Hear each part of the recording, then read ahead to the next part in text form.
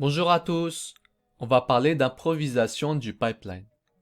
Bienvenue à cette dernière conférence des coureurs locaux. Je vais vous donner une information supplémentaire lors de l'exécution de pipeline dans vos propres coureurs gérés. Pour accompagner cette conférence, je vais modifier du code et essayer de relancer le pipeline et voir ce qui se passe. Je vais changer la variable d'environnement. Le travail de construction a été un succès. Mais il y avait quelque chose qui n'allait pas dans le travail de déploiement. L'erreur indique donc qu'il y a eu un conflit car le nom de container PyAppContainer est déjà utilisé. Vous devez supprimer ou renommer ce conteneur pour pouvoir réutiliser ce nom. Comme il ressort à peu près clairement de la description de l'erreur elle-même, cette fois, Docker n'a pas pu exécuter et lancer le conteneur avec le nom PyAppContainer car le même nom de conteneur est déjà utilisé par un conteneur avec cette idée. Voyez que nous avons un conteneur avec l'idée de conteneur avec le nom PyAppContainer. C'est pourquoi lorsque nous avons réexécuté notre pipeline, la commande docker run a essayé d'exécuter le conteneur avec le nom PyAppContainer. Le conflit survient.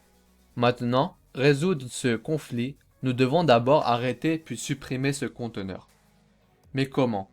Dans les deux cas, vous pouvez accéder manuellement au terminal Docker, exécuter certaines commandes Docker et les supprimer, ou vous pouvez même écrire des étapes supplémentaires dans le fichier pipeline lui-même pour l'automatiser.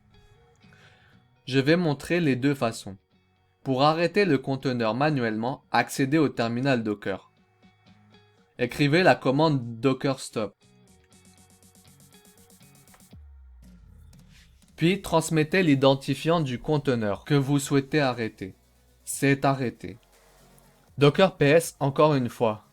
Nous n'avons plus de conteneur en cours d'exécution. Le conteneur étant supprimé, exécutons le pipeline manuellement. Notre pipeline est marqué comme réussi, signifie que c'était un succès. C'était la manière manuelle de le faire, mais ce n'est évidemment pas une approche en temps réel. GitLab CI/CD concerne l'automatisation. Nous devons donc également éviter cette activité manuelle. Pour résoudre ce problème de manière permanente et automatique, nous devons mettre les commandes docker stop et docker remove dans notre pipeline. Permettez-moi d'abord de taper toute la commande. Puis je vais vous expliquer. Alors permettez-moi d'abord d'expliquer le fonctionnement de ces deux signes, double pipeline et double esperluette. Double pipeline signifie si la première commande avant le symbole du double tube réussit, la deuxième commande après le double tube ne sera jamais exécutée. Mais en cas d'échec de la première, seule la deuxième commande s'exécutera. Par exemple, j'ai ces deux processus. Le répertoire cd/temp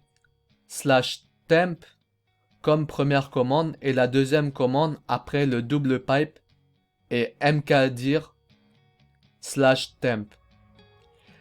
Cette commande, lorsqu'elle est exécutée, elle essayera d'abord d'aller dans le répertoire /tmp. Si le répertoire est déjà là, le système ira simplement dans ce répertoire. Mais si le répertoire n'est pas déjà créé, la première commande échouera puis la deuxième commande de mkdir entrera en action et le répertoire tmp sera créé. En parlant de double esperluette, l'esperluette double ou l'opérateur est utilisé pour séparer une liste de commandes que vous souhaitez exécuter de manière séquentielle. Si elle est utilisée entre deux commandes, la deuxième commande ne s'exécutera que si la dernière n'a pas échoué. Ainsi, par exemple, si j'ai ces deux commandes pour décompresser un fichier dans un répertoire particulier, évidemment, vous devez être présent dans ce répertoire pour décompresser les fichiers afin qu'ils puissent être organisés de cette manière en utilisant une double esperluette. Cela signifie que la deuxième commande tar pour décompresser les fichiers ne s'exécutera qu'une fois que la première commande cd pour accéder à ce répertoire sera exécutée avec succès. J'espère que vous avez compris ces deux opérateurs. Maintenant, si nous relions cette compréhension à notre application, La commande remove ne s'exécute que si le conteneur est arrêté. C'est pourquoi vous devez utiliser l'opérateur double esperluette entre les commandes stop et remove docker. Stop étant évidemment écrit en premier. Maintenant, pourquoi j'ai utilisé cet opérateur à double tuyau? Il s'agit d'agents avec la première exécution de ce pipeline. Si ce double pipe true n'aurait pas été là, alors pour la première fois, lorsque ce pipeline s'exécutera, lorsqu'il n'y a pas de conteneur en cours d'exécution à ce moment-là, le déclenche de cette commande stop container va certainement générer une erreur indiquant qu'il n'y a pas de PyApp container. Pour éviter cette erreur indésirable, un opérateur de canal double est utilisé. Lors de la première exécution, cette commande d'arrêt échoue et un vrai sera renvoyé.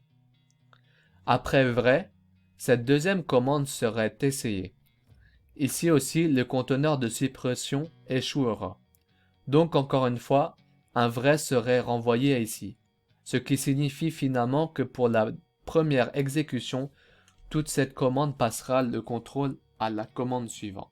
Alors vous voyez, en jouant intelligemment avec le double tuyau et le double esperluette, nous avons couvert tous les scénarios d'arrêt et de retrait des containers.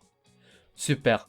Maintenant, avant de valider, répertorions le conteneur Docker en cours d'exécution. Le pipeline est un succès. Le conteneur précédent a été supprimé et un nouveau conteneur Docker est lancé avec cette idée de conteneur.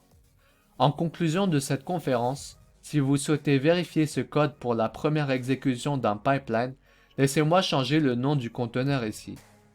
Il s'agit d'un nouveau conteneur sans instance en cours d'exécution pour le moment. Le code fonctionne parfaitement bien pour la première exécution également. Tous les scénarios ont été couverts, et avec cela, cette section se termine également. C'est la fin de la vidéo, à bientôt pour une prochaine.